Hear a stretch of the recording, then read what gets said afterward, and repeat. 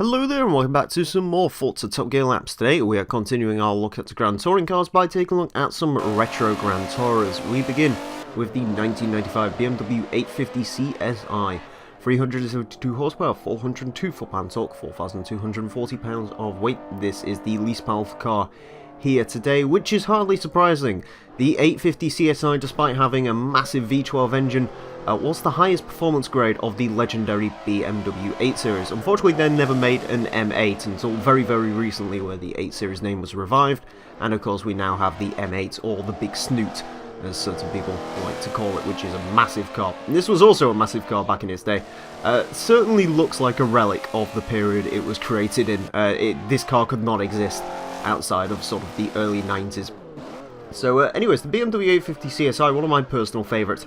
BMWs looks-wise, I really like the 8 Series. As far as it goes to drive, unsurprisingly, it does feel very heavy. 4,240 pounds actually makes this the second heaviest car here today, one of the only two cars to pass the 4,000 pounds mark.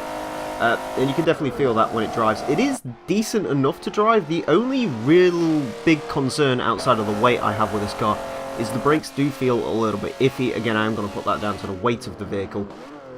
But the brakes don't feel like they grab quite as well as maybe you'd expect them to, which is a little bit of a shame, because otherwise the 850 is a pretty good car. Stick some weight reduction in it and you probably have a pretty darn good race car on your hands. Next up we have our heaviest car, the 1998 Aston Martin V8 Vantage V600. 600 horsepower, 600 foot-pound torque, 4,414 pounds of weight. This is the most powerful car here today, the torquiest car here today, and the heaviest car here today, the bruiserweight, the Aston Martin V8 Vantage V600. I'm shocked this car has 600 horsepower. It is by far and away the most powerful car here today. It's pretty incredible when you think about it. It has a V8 with twin superchargers though, so maybe I should not be too surprised by that. I'm not really a fan of sort of this era of Aston Martin. The V8 Vantages, especially the earlier ones until the 2004 model I believe, all had this sort of muscle car-esque styling, which I was never really a fan of, and much is the same in the V600.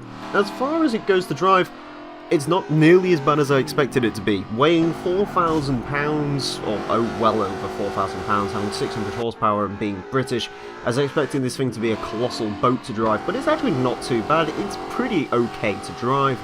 No real big standout issues other than what you'd maybe expect from this car, which is the weight's a bit of an issue. It understeers, it likes to get its tail out because it has 600 horsepower. But other than that, a reasonably okay car to drive. Next up, we have another BMW, two of three BMWs today. We are down to 2000 BMW Z8, 394 horsepower, 369 foot-pound torque, 3,494 pounds of weight. In much the same way the Aston was by far the heaviest car we have here today, this is by far and away the lightest car here today. In fact, some people may argue the Z8 was never really a Grand Tourer, more of a pure sports car, but I would disagree. The Z8 is sort of more made to be a Grand Touring car. The Z8 is quite a weird car. It definitely looks strange. I really like the way it looks. A lot of people really like the way it looks. Basically what happened is they stuck an M5's running gear into a two-door Roadster. BMW seems to always have a little bit of pizzazz when it comes to Roadsters, or at least used to.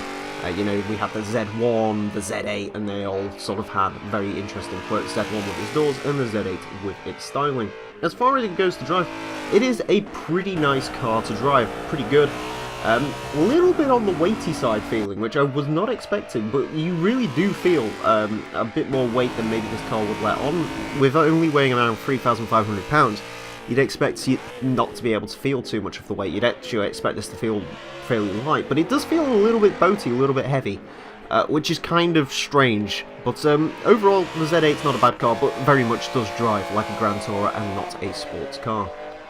Next up, we have the 2002 Ferrari 575M Maranello, 508 horsepower, 434 foot-pound torque, 3,815 pounds of weight. This is my personal favourite Ferrari. I absolutely adore the 575. I think it is an incredible looking car. I love everything about the 575, and it is by far and away my favourite Ferrari, which may shock some people. because not a lot of people really remember the 575, but I really like this car, and it is on my sort of dream car list, if you will. Yeah, the 575M, another reason I quite like it is because in Forza it's always been a pretty good car to drive, relatively solid, a lot better than its contemporaries in this sort of Grand Touring class, where everything's usually a bit heavier, a little bit weighty, more spinny, that sort of thing. This car is really good to drive. It is just a good car, nice, it's easy, it goes through the corners, the tail end doesn't really want to come out too much. At the end of the day, you are still driving a 508 horsepower Super Coupe, so you do expect a little bit of weirdness going on, but it's not too bad. It certainly feels lighter than the Z8, despite being, you know, about 400 pounds heavier. It's just a really nice, solid car to drive. Drives every bit like a Ferrari should drive, which is really very good. Next up, we have the 2008 Aston Martin DBS. 510 horsepower, 420 foot-pound torque, 3,737 pounds of weight. This is a proper Aston Martin. Of course, we had the V8 Vantage earlier, but this is sort of my sort of Aston, where they got the better looking. Admittedly, the DBS I don't think is the best looking car from this era of Aston Martin. I do prefer the later cars with the Vanquish, and, well, even the early cars like the DB9. The DBS is a little bit too venti, a little bit too muscular for me, but then again, this is supposed to be the ultimate version of the Aston Martin DB9. Yeah, a pretty good car, pretty good stats. So what's it like to drive? It's a bit odd. It's kind of clunky to drive. It's a very weird one to explain how this car drives. It just feels a little bit odd, it never feels quite right, which is a bit of a shame, because I was expecting the DBS, because it's supposed to be the most hardcore Aston of its era, I was expecting it to be, you know, kind of nice to drive, sort of relaxed, but still have that sporty pizzazz, but no, it just sort of feels like it doesn't quite know what it wants to be. Does it want to be a Grand Tourer? Does it want to be a sports car? Does it want to, you know, be a race car? It's drivable, but it's very meh. It's just not a great car to drive, unlike our next car. This one was a surprise. The 2008 Ferrari California. 453 horsepower, 357 foot-pound torque, 3,825 pounds of weight. This is the least torquey car here today. The California is a car which I've never really been much a fan of. I don't think it's particularly good looking. It's sort of all in the wrong places for a Ferrari, in my opinion. You know, V8 engine in the front, four-seaters.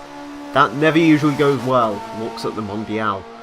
But, that being said, the California did take me by surprise when I drove it around here today. It is very similar driving to the 575M, but do I dare say it's a little bit better. This is just a really nice car to drive. It's smooth, it's easy, it doesn't want to get its rear end out. It is a pretty spot-on car. Admittedly, you know, the power-to-weight ratio in this car, it's probably one of the worst cars here today for power-to-weight. In fact, it may very well... Oh, the BMW. But other than that, I think it's the worst car power-to-weight ratio-wise, so it's not as massively quick on the straights or anything like that. But it is a very nice car to drive, and to be honest with you, between this and the 575M, this feels like, in a straight line, you know, it's about on pace with the 575. And through the corners, it's just that little bit better, so I was really taken aback by the California.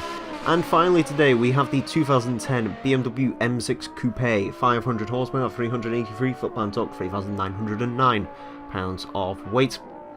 This is one of two V10 BMWs we have in the game, with the M5 and the M6. Of course, they both share platforms. The M6 is basically a coupe version of the M5, and of course this engine is considered very legendary. It is a pretty good sounding car. I've never really been a huge fan. I do prefer the M6 over the M5 from a styling perspective. For some reason I actually kind of like the way this M6 looks. I like it more than the next model, which was sort of a weird mismatch of this model and sort of more mainstream BMWs. It might be one of my favourite looking BMWs from this era, because BMW had some pretty awful designs from around this era. In fact, yeah, this might very well be my favourite BMW from sort of the mid to late 2000s. As far as it goes to drive, it is very heavy feeling. It does want to slide a lot. It's just not great. It's okay, it's drivable, it's serviceable. It drives pretty much as you'd expect, to be honest with you. It drives very much like a BMW. BMWs do like to get their tails out. BMWs do like to be a little bit on the heavy side. and they are kind of consistent across the board in that regard. On to the leaderboard then, and it is a very big surprise as the Ferrari California is the fastest car today, going into 77th place with 120.124, very slightly quicker than a Ferrari 288 GTO. I really was not expecting the California to be that far up the leaderboard, but it really drives that damn well.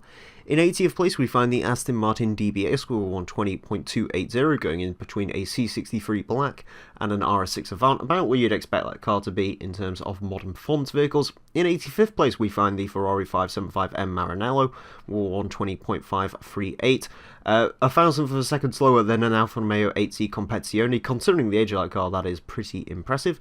In 98th place, we find the BMW M6 Coupe with 121.688, going in between a modified Mazda RX-7 and a Lotus Evora S, a little bit down on a Ferrari 612 Scaglietti.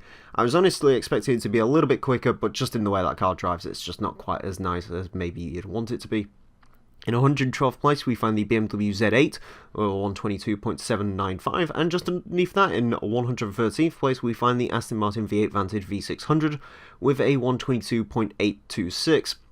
In between a Shelby GT500 and a Ford Falcon, sort of between the mid-range of performance cars these days. Maybe you'd expect the Vantage to be a little bit quicker, but the way it holds that car back in the Z8 just doesn't drive, again, as nicely as you'd expect, as we keep finding with these BMWs. In 165th place, we find the BMW 850 CSI, the final car today, with a 127.093, a fair way back from pretty much everything else in this episode, but that is to be expected. It does have by far and away the worst power to weight ratio. It's the least powerful car and one of the heaviest.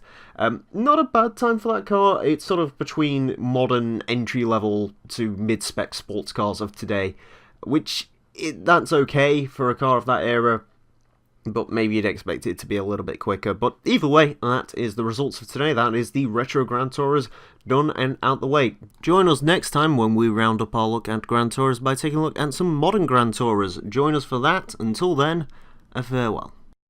21st century